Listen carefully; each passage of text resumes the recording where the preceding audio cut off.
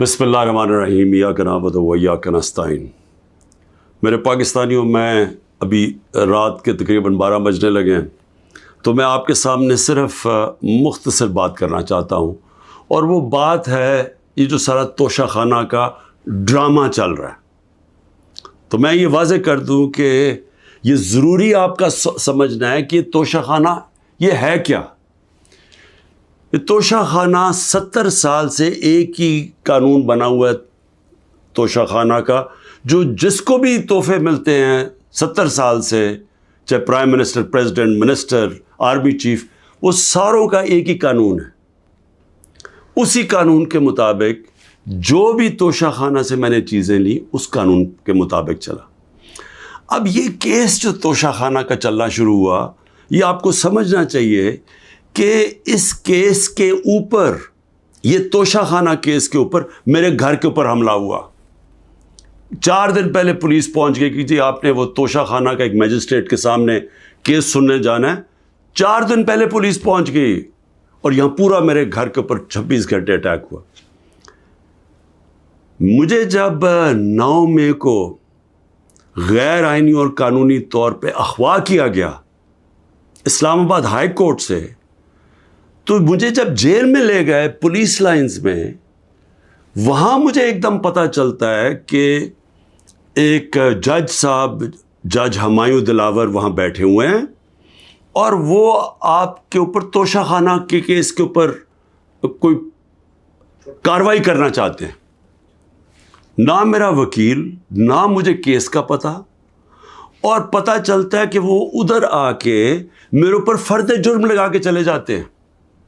فرد جرم لگا سکتے ہی نہیں جب تک کہ میرے اوپر، جب تک مجھے پوری طرح بتایا نہ جائے کہ وہ ہے کیا، میرے سامنے فرد جرم لگتا ہے یا میرے وکیل کے سامنے۔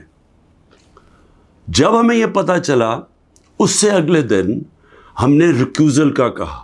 ہم نے کہا جی ہمیں ان جج صاحب سے جس طرح انہوں نے کارروائی کی ہے، ہمیں کوئی انصاف کی توقع نہیں ہے۔ یہ 11 مئی کو ہم نے کیا۔ اس کے بعد بہرحال ایک پورا سلسلہ چلتا رہا، جس میں یہ واضح ہوتا گیا کہ ایک پلان بنا ہوا ہے کہ توشہ خانہ میں عمران خان کو ڈسکوالیفائی کرنا ہے۔ مجھے ایک سوال دیے گئے، 35 سوال دیے گئے، کویسچن جج صاحب نے کہ جی ان کے جواب دو۔ محرم کی چھٹیاں بھی تھی، خیر ہم نے بڑا زور لگا کے اس کا جواب تیار کیا۔ میں نے کوئی 1 گھنٹہ عدالت میں کھڑے ہو کے کل سارے سوالوں کا جواب دیا۔ انہوں نے 2 کوئی گواہ رکھے ہوئے تھے، سرکاری گواہ۔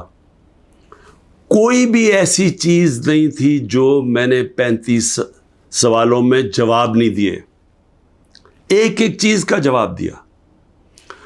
اور ایک جگہ جو یہ بات کدھر پھنس رہی تھی جی، کہ آپ نے جی یہاں توشہ خانہ نہیں لکھا، یعنی ہم نے سارے پیسے سب ڈکلیئرڈ تھے، جتنے توشہ خانہ کے پیسے تھے بینک میں ڈکلیئرڈ تھے، وہ سارے میرے الیکشن کمیشن کے سامنے ڈکلیئرڈ تھے، وہ میں جو FBR تھی اس کے سامنے ڈکلیئرڈ تھی، ویلتھ ٹیکس میں ڈکلیئرڈ تھا، سب کچھ ڈکلیئرڈ ہے۔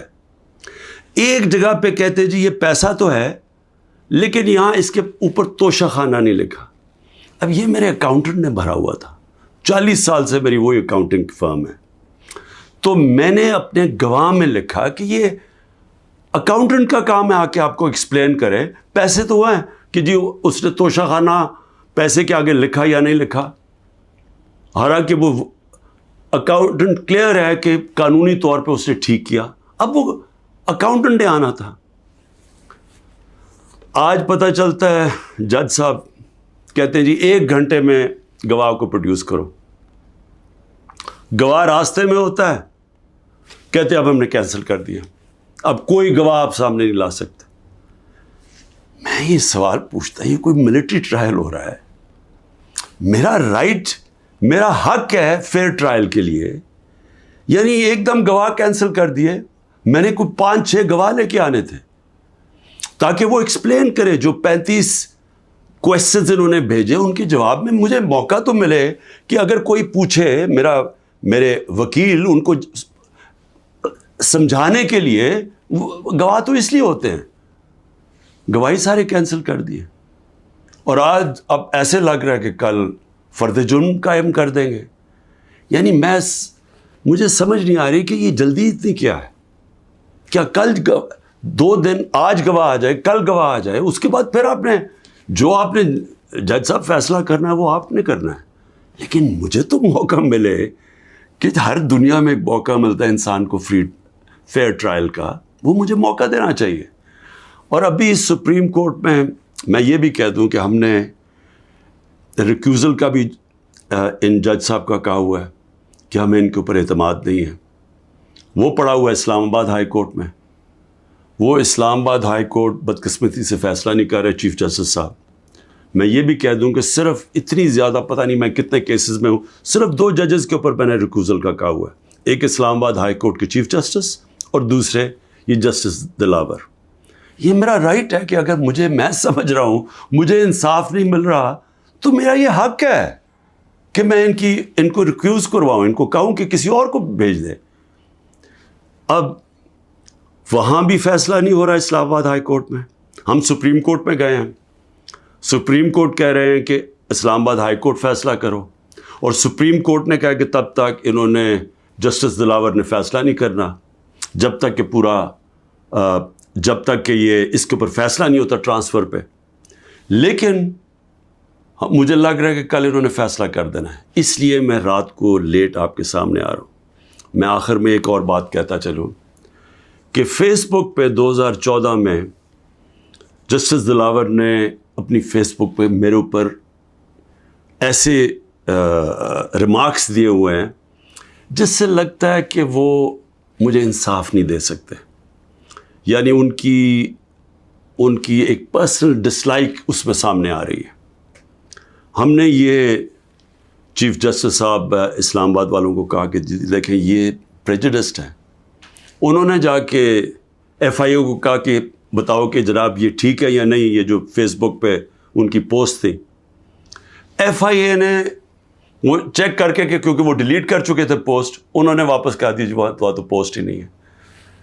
دیکھیں بڑا آسان کام ہے.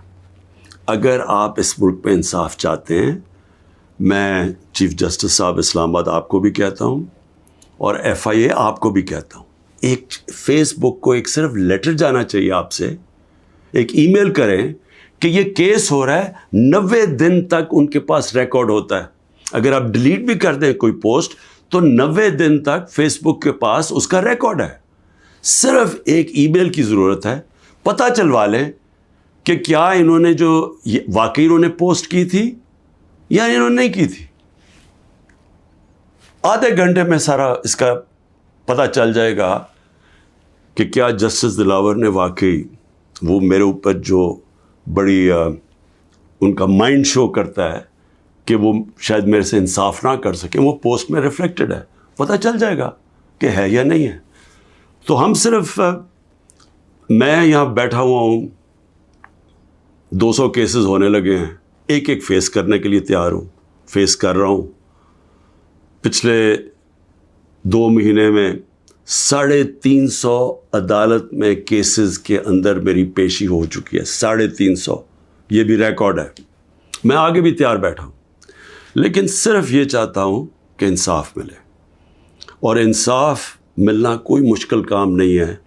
اگر صرف مجھے یہ موقع دیا جائے کہ اگر میں یہ سمجھتا ہوں کہ کوئی جج میرے سے انصاف نہیں کر رہا تو یہ میرا حق ہے کہنا کہ جی ٹرانسفر کر دیں کیس کسی اور جج کو. تو میں ابھی بھی امید رکھتا ہوں کہ کل فیصلہ کرنے سے پہلے اسلام آباد ہائی کورٹ اور سپریم کورٹ میری بات سنیں گے تاکہ مجھے فیئر ٹرائل مل سکے. شکریہ.